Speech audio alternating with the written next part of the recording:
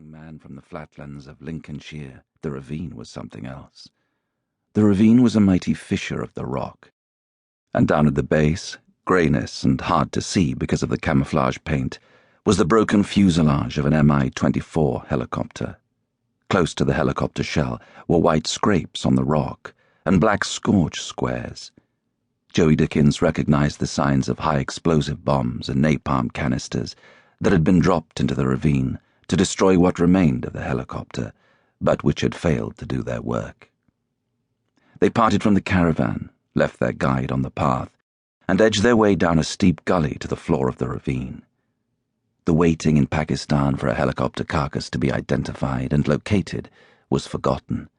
Joey's difficulties of communicating with the Flash, Charlie, and the small-talk Eddie were obliterated. The worst job had been the first, disentangling the bloated and grotesque-grown body of the pilot. Even in the cooler depth of the ravine, the stench was suffocating. Joey had been violently, shudderingly sick, and Eddie made a litter from a door panel and carried the body out of sight before he picked its pockets. And then, for half a day, armed with a screwdriver and a wrench and a set of spanners, Joey had worked at the in-flight computer and the radar and the guidance systems. Each item he took from the helicopter he annotated in a jotting book. They had climbed with their loads to the top of the ravine. They had seen the guide who sat in the shade of a rockfall waiting for them, and they had seen that on that mule that had been left for them were now fastened 2 wicker litters. They had seen the men who were pale from wounds who lay on the litters, and the protest had died in Charlie's mouth, and the guide had pointed to the ground and scratched the shape of a butterfly's wings, and Joey Dickens had known that 2 men had detonated the butterfly-shaped anti-personnel mines that were scattered from the sky. In their own backpacks, Joey Dickens and Charlie and Eddie would carry the working parts of the Mi-24 helicopter. That evening, on the bivouac beside the goat path, the diarrhea snapped in the stomach of Joey Dickens. He had taken the pills, but he had ignored the food. 2 days back from the ravine, and the lack of food and the work of the pills had finally clamped to a halt the movement in his belly. But 2 days of walking in the terrible heat without the sustenance of food had drained away his strength. Each succeeding day was harder.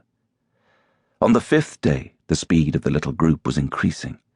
One of the wounded men had his leg severed above the knee, and the other had his intestines bound into the ripped stomach wall with old cloth, and unless they hurried, the men would die.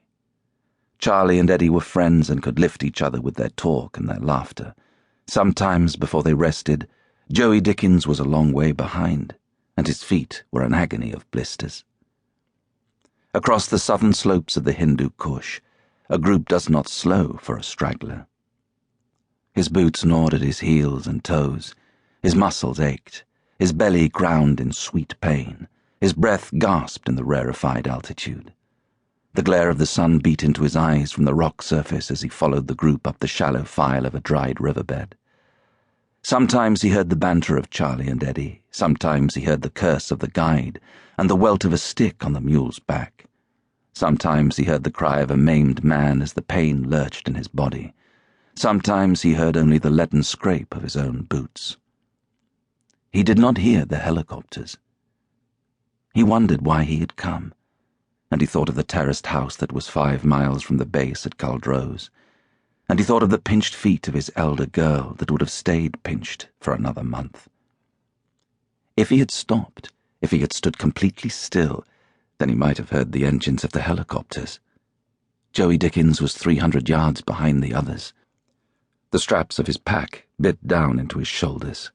Christ, if he'd known he was going to have to carry the stuff, he wouldn't have been so bleeding keen to strip it out of the whirly. He glanced from his footfall to his wristwatch. In 20 minutes they would stop for water. The stops were regular. When they stopped, he would catch up.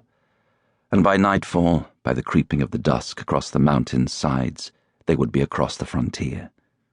This would be a dream, a time of delirium. Within moments of crossing that undrawn frontier, a cairn of stones, it would all have been a bad dream.